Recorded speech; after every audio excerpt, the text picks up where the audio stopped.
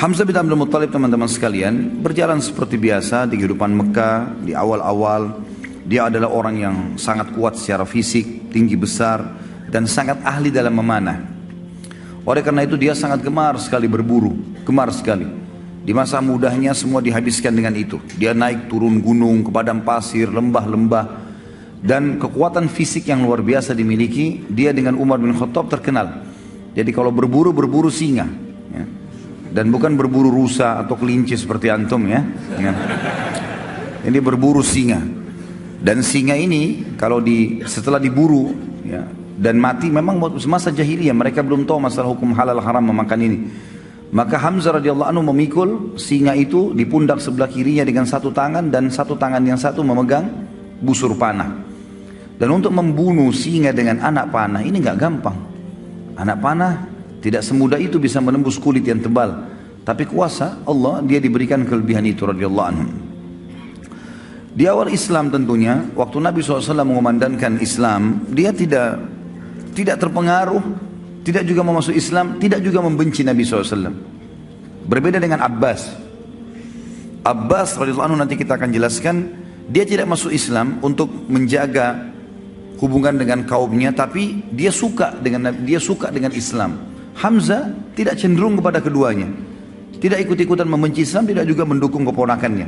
Makanya yang paling condong mendukung itu adalah Abu Talib sebenarnya. Tapi yang jelas teman-teman sekalian, ada satu kejadian dengan hikmah Allah terjadilah masuk Islamnya tokoh kita ini dengan tiba-tiba begitu saja. Kisahnya adalah pernah satu waktu Nabi SAW waktu di Mekah selalu dicaci maki. Dan caci makian ini selalu dianggap biasa oleh baginda Nabi SAW. Biasa sekali dianggap, sudahlah, kamu penyihir, didiamin. Kamu penjahat, didiamin. Kamu penyamun, dibiarin.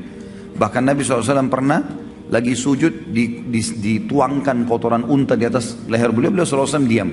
Bahkan pernah batang leher beliau diinjak ya, sampai susah bernafas gitu kan. Namun Nabi SAW sabar, dibiarin saja karena tidak ada kekuatan di Mekah. Beliau bersabar dan belum ada perintah untuk melawan pada saat itu.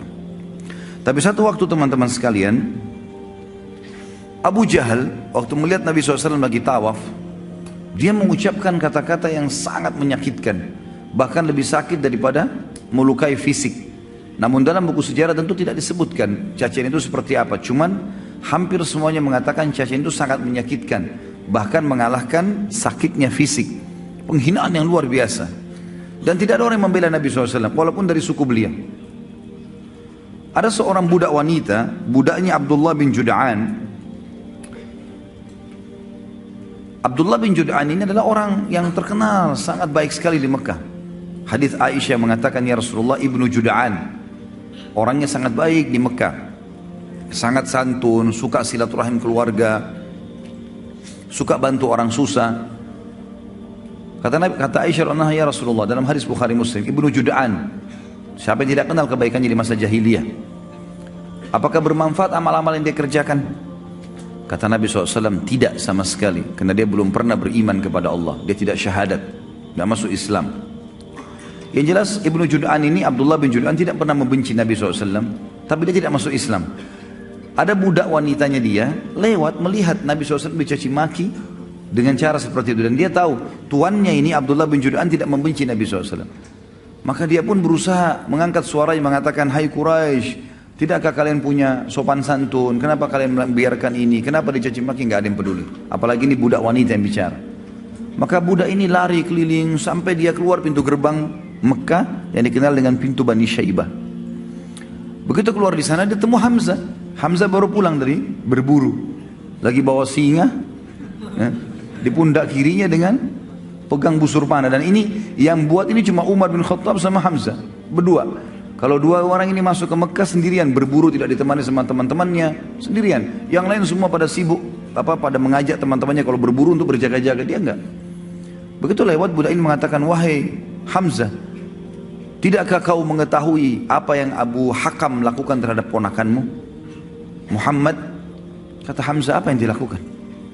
Kata dia telah mencaci makinya begini dan begitu. Disebutkanlah kalimat-kalimat cacian itu. Tapi sekali lagi dalam riwayat tidak disebutkan.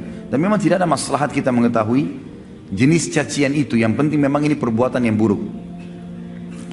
Maka kata Hamzah, tidak ada yang membelahnya. Kata budak tersebut, demi Allah tidak ada. Maka Hamzah nggak pakai tunggu pada saat itu. Sambil membawa singa, sambil memegang busur, langsung datangi Abu Jahal di dekat Ka'bah. Tidak pakai banyak ngomong. Singanya ditaruh di sebelah situ, kepalanya Abu Jahal dihantam dengan busur. Berdarah, luka. Karena Abu Jahal waktu itu dianggap rajanya Mekkah lah istilahnya, orang yang dituakan di situ. Maka orang-orang sekitarnya mau membela. Kata Hamzah, silahkan. Mau maju silahkan. Siap untuk mati. Hamzah mau membela. Lalu dia mengatakan kepada Abu Jahal, hai Abu Hakam, berani benar kau caci maki ponakanku, sementara aku dalam agamanya. Kalimat itu, sementara aku dalam agamanya. Padahal Hamzah belum masuk Islam ini. Dia pun tidak tahu kenapa dia ucapkan kalimat itu. Maka Abu Jahal mengatakan, biarkan dia. Memang saya yang salah. Saya sudah berlebihan telah menghina keponakannya. Hamzah radhiyallahu anhu pulang ke rumahnya. Dia renungi kalimat tersebut. Kenapa tadi saya ucapin nih? Apakah besok saya harus kembali ke Quraisy dan mengatakan bahwasanya saya bukan di agamanya Muhammad? Nah, ini aib bagi orang Arab menjilat kembali ludahnya. Sudah mengucapkan lalu ditarik. Nggak mungkin. Tapi kalau saya tidak perbaiki, saya bukan muslim, bukan agamanya Muhammad ini. Dia bingung pada saat itu. Pada malam itu dikatakan dalam riwayat-riwayat yang sahih, dia berdoa kepada Allah mengatakan, ya Allah, kalau agama keponakanku Muhammad benar, tanamkan dalam hatiku. Dan kalau seandainya tidak benar, maka hilangkanlah. Berikanlah aku solusi dengan Quraisy. Maka Hamzah pun berkata keesokan paginya pada saat dia bangun, dia merasa dekat, dia merasa tenang dengan agama Nabi SAW, maka dia pun datang mengucapkan syahadat. Dan ini rahasia masuk Islamnya Hamzah radhiyallahu anhu. Masuk Islamnya Hamzah radhiyallahu anhu.